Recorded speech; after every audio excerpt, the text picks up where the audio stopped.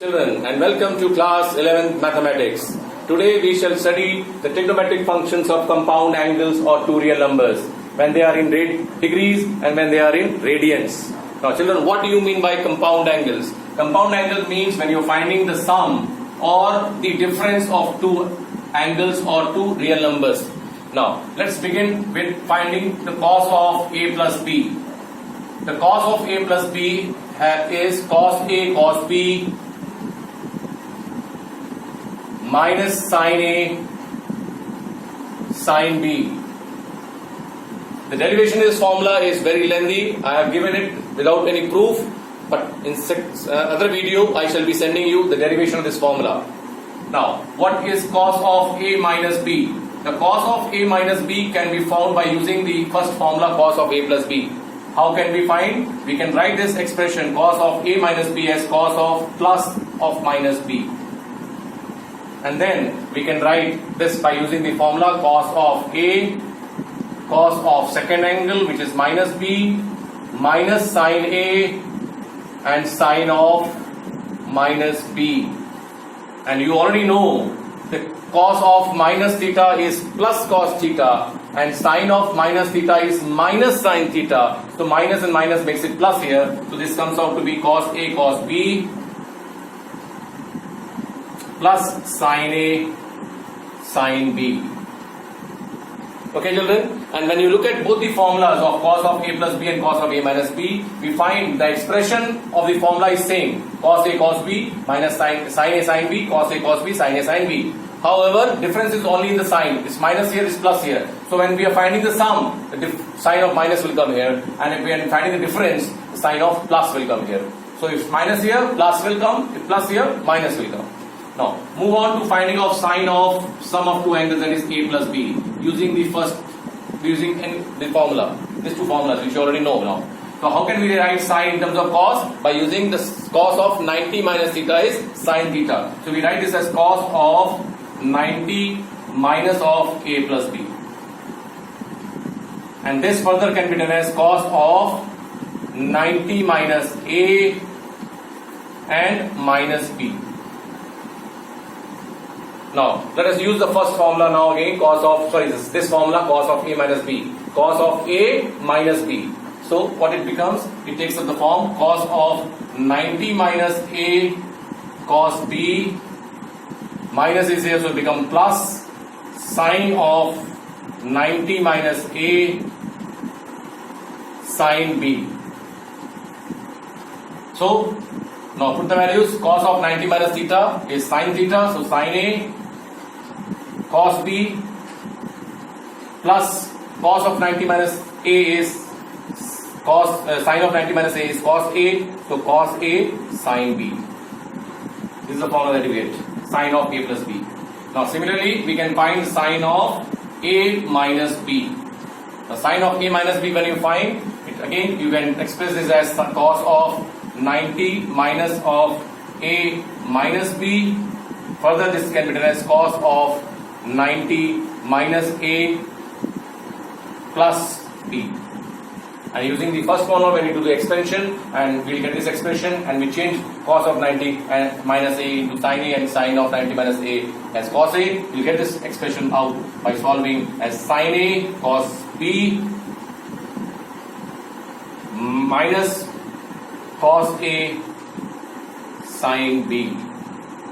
Now children, what do you find when you are looking at this formula of sine of A plus B and sine of A minus B? We find again in sine of A plus B, sine of A minus B, the expression of the formula is the same, sine A cos B cos A sin B, sine A cos B cos A sin B, but with plus comes the plus, with minus comes the minus. That means sine is friendly in the sense that when it's the sum of two angles, there will be plus between the two expressions. And if it's difference of two angles, the difference minus will be between the two expressions. Whereas cos is rebellious, it changes the sign. It changes from plus to minus and minus to plus. However, the expression of cos of A plus B and cos of A minus B is same way, sine of A plus B and sine of A minus B has the same expression, plus with plus, minus with minus. Now, these set of four formulas that you have derived can also be used to find now what is tan of A plus B.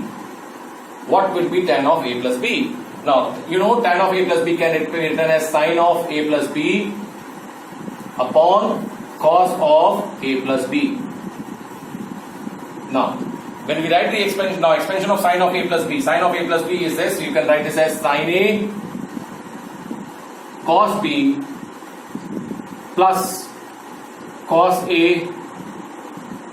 sin b upon cos of a plus b. Cos of a plus b is cos a cos b minus sin a sin b. Now, what should we do to get this expression in terms of tan? We want this expression only in terms of tan. So, you know that if you want to convert sin a to tan a, you need to have cos a below of this. And similarly, sin b can be changed to cos tan b if we divide by cos b. So, we divide this expression by divide by cos a cos b. If you divide by cos a cos b, you find this expression will change to tan a plus tan b 1 minus tan a tan b. So tan of a plus b is tan a plus tan b 1 minus tan a tan b. This happens by dividing by cos a into cos b. Now similarly, tan of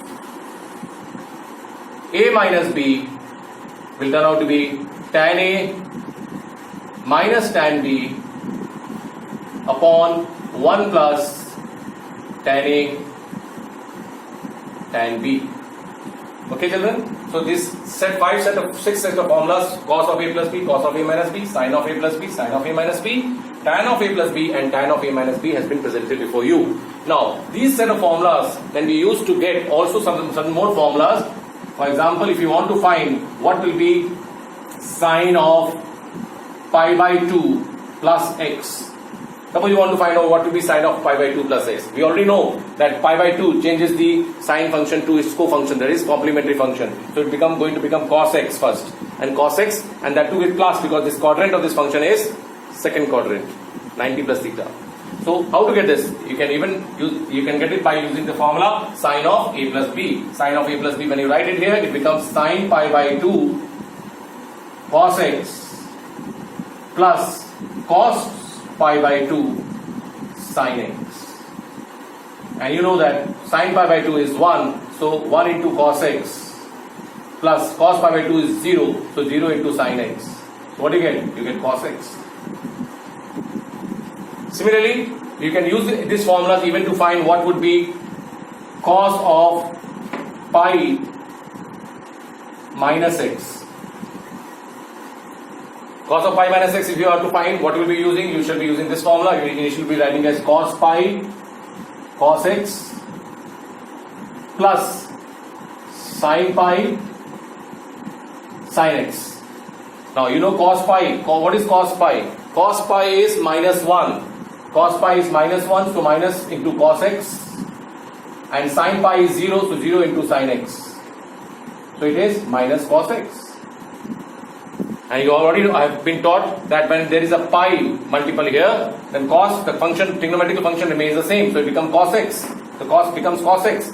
And this is which quadrant? Pi minus theta. Pi is here. Pi minus theta is second quadrant where only sine is positive with cosec positive. So cos becomes negative. So minus cos x. So this set of formulas will also help you to transform these formulas. Okay.